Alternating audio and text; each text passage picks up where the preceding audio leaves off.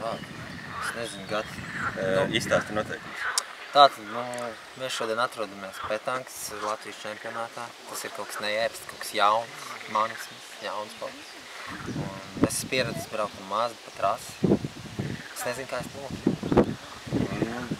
Teiksim tā, tas ir tā kā rehabilitācija. Lai nomierinātos nervi, mēs izdomājām paspēlēt bumbu, piedalīties vienkāršās sacensībās, kur ir, it kā vienkāršās sacensībās, kur nav nekādas spriedzes, kur vienkārši var pamētāt bumbas. Un tā ideja ir tāda, ka šeit netiek mests uz tālumu, bet mēt uz precizitāti. Un nospēlējām tikko pirmo maču, un jāatzīst, ka tomēr spriedze ir. Ir arī šajās sacensībās neliela spriedze. Tomēr balvu fonds ir liels, summas ir milzīgas, un tāpēc arī ir tā spriedze, mēs jau nezinājām. Tāpēc mēs tā cīnamies.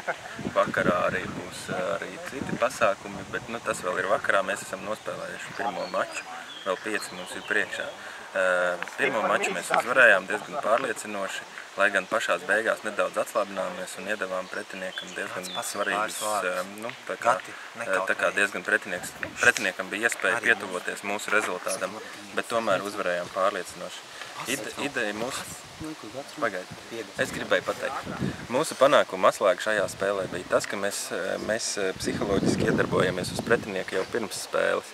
Mūsu ideja bija tāda, ka parādīt pretiniekam par to, ka mēs spēlējam petanku pirmo reizi. Petanka, ja? Jā. Ka mēs spēlējam petanku pirmo reizi. Izrādīties to, ka mēs vispār nezinām, uz kuru pusi bumbas jāmet un tā tālāk. Pretinieks domāja, ka mēs esam viegli ņemams mērķis.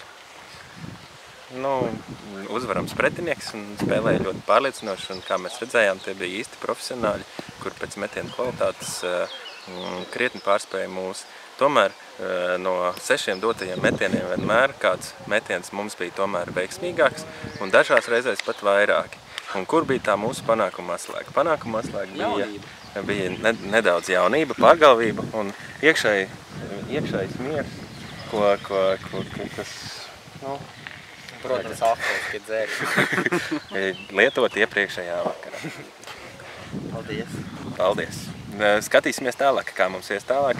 Domājam, ka izvēlēsim nedaudz citas stratēģijas arī nākamajiem mačiem, tā kā mēs jau esam atkosti pretinieki, un šobrīd jau visi mūs novērtēs nedaudz savādāk. Es domāju, ka mēs izvēlēsimies kaut kādu citu pieeju.